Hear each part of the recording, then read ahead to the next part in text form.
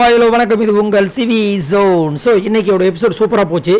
அது மட்டும் இல்லாமல் யாருக்கு நல்லா போச்சு என்ற நாள் கண்டிப்பாக விஜய் பாருக்கு சூப்பரான ஒரு நாள் அப்படின்றதுல மாற்றுக்கருத்தே கிடையாது. ஏன்னா வந்தவங்க எல்லாருமே மோஸ்ட்லி பார்த்தீங்கன்னா செம்ம ஷாக் ஆகிட்டாங்க.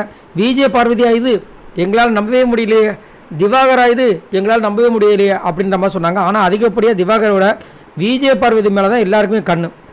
அதை நீங்கள் அமித் பாராட்டி சொல்கிறார், பரவாயில்ல சூப்பர் பார்வதி, நைட்டில் பேசிகிட்டு இருக்காங்க. வந்த கெஸ்ட்டு எல்லாருமே ஒன்றா தான் பாராட்டினாங்க, வேறு லெவல் அப்படின்னு சொல்லிட்டு ஹைஃபை பண்ணுறாங்க. அதுக்கப்புறம் நம்ம விக்ரம் சொல்கிறார் ஒரு விஷயம் என்னென்னா, பார்வதி உன்னை டார்கெட் பண்ணணுன்ற யாருக்குமே ஆசை இல்லை, அதை முதல் புரிஞ்சுக்கோ. உன் கதையை நீ கடந்து வந்த பாதையில் சொன்ன, யாராச்சும் இது நல்லா இருக்குது நல்லா இல்லைன்னு சொன்னாங்களா? நல்லா யோசிச்சுப்பார். ஏன்னா உன் கதை நல்லா இருந்துச்சு, அதனால் சொல்லவே இல்லை, சரியா? அதே மாதிரி யாருக்கும் உன்னை டார்கெட் பண்ண வேண்டிய ஆசையும் இல்லை. இதுக்கு முன்னாடி ஏன் சொல்லியிருப்பாங்கன்னா, நீ அன்றைக்கி அந்த வாரத்தில் ஏதாவது பண்ணியிருப்பேன், அதனால் சொல்லியிருப்பாங்க.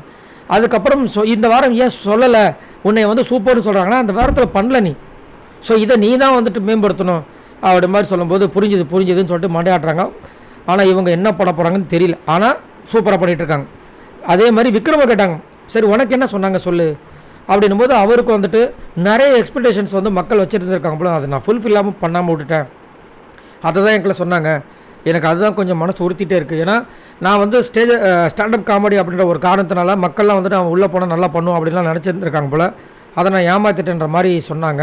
ஸோ இதுக்கப்புறம் அதை நான் கொஞ்சம் கவனிக்கணும் அப்படின்ற மாதிரி சொல்லி நல்ல ஒரு நாளாக போச்சு. நைட்டில் இதுதான் பேசிகிட்டு இருக்காங்க குரூப்பாக அங்கங்கே. அதேமாதிரி இன்னொரு சைடு பார்த்தீங்கன்னா இவங்க அந்த மங்கிக்குள்ள மாதிரி போட்டு வந்தாங்க. உடனே ரம்யா மஞ்சரியை கூப்பிட்டு, மேம் இங்கே ஒரு பேய் இருக்குது பார்க்குறீங்களா அப்படின்னு. யாரை பார்த்தா நம்ம விஜய் பருவூரில் என்ட்ரி கொடுக்குறாங்க, பார்த்தீங்களா பேய் அப்படின்னு. அதில் ஒரு சந்தோஷம் அவங்களுக்கு, என்னத்த பண்ணுறது, ரைட். ஆனால் ரம்யா ஒரு இடத்துல ஃபீல் பண்ணாங்க, என்னவா என்னை யாருமே பாராட்டவே இல்லை, நீங்கள் பண்ண வேலைக்கு பாராட்ட வேறு கொடுக்கணுமா? அதுவும் நான் இங்கேயே உட்காந்துக்கிறேன், இங்கேயே ஆகி போகிறேன், காலை கழுவி விடுறதுக்கு தண்ணி கொடுங்க, இப்படி இல்லாமல் பேசுவாங்க. சரி, நீங்கள் உங்களோட கருத்தை சொல்லுங்கள். பாய் நண்பர்களே.